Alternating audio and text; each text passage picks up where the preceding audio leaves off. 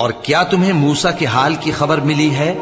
جب انہوں نے آگ دیکھی تو اپنے گھر والوں سے کہا کہ تم یہاں ٹھہرو، میں نے آگ دیکھی ہے، میں وہاں جاتا ہوں، شاید اس میں سے میں تمہارے پاس انگارہ لاؤں یا آگ کے مقام سے اپنا رستہ معلوم کر سکوں۔ پھر جب وہ وہاں پہنچے تو آواز آئی کہ اے موسیٰ، میں تو تمہارا پروردگار ہوں، تو اپنے جوتے اتار دو، تم یہاں پاک میدان یعنی طویٰ میں ہو، اور میں نے تم کو منتخب کر لیا ہے، تو جو حکم دیا جائے اسے سنو۔ بے شک میں ہی اللہ ہوں، میرے سوا کوئی معبود نہیں، تو میری عبادت کیا کرو اور میری یاد کے لیے نماز پڑھا کرو۔ قیامت یقیناً آنے والی ہے، میں چاہتا ہوں کہ اس کے وقت کو پوشیدہ رکھوں تاکہ ہر شخص جو کوشش کرے اس کا بدلہ پائے۔ تو جو شخص اس پر ایمان نہیں رکھتا اور اپنی خواہش کے پیچھے چلتا ہے، کہیں تم کو اس کے یقین سے روک نہ دے، تو اس صورت میں تم ہلاک ہو جاؤ۔ اور اے موسیٰ، یہ تمہارے داہنے ہاتھ میں کیا ہے؟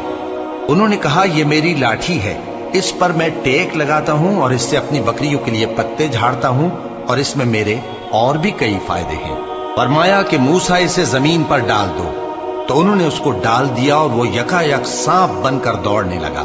فرمایا کہ اسے پکڑ لو اور ڈرنا مت، ہم اس کو ابھی اس کی پہلی حالت پر لوٹا دیں گے، اور اپنا ہاتھ اپنی بغل میں دبا لو کہ وہ کسی عیب و بیماری کے بغیر سفید چمکتا دمکتا نکلے گا۔ یہ دوسری نشانی ہے تاکہ ہم تمہیں اپنے بڑے بڑے نشانات دکھائیں۔ تم فرعون کے پاس جاؤ کہ وہ سرکش ہو رہا ہے۔ کہا، اے میرے پروردگار، اس کام کے لیے میرا سینہ کھول دے اور میرا کام آسان کر دے، اور میری زبان کی گرہ کھول دے تاکہ وہ میری بات سمجھ لے، اور میرے گھر والوں میں سے ایک کو میرا وزیر یعنی مددگار مقرر فرما، یعنی میرے بھائی ہارون کو۔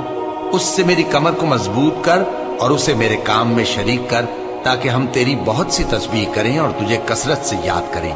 تو ہم کو ہر حال میں دیکھ رہا ہے۔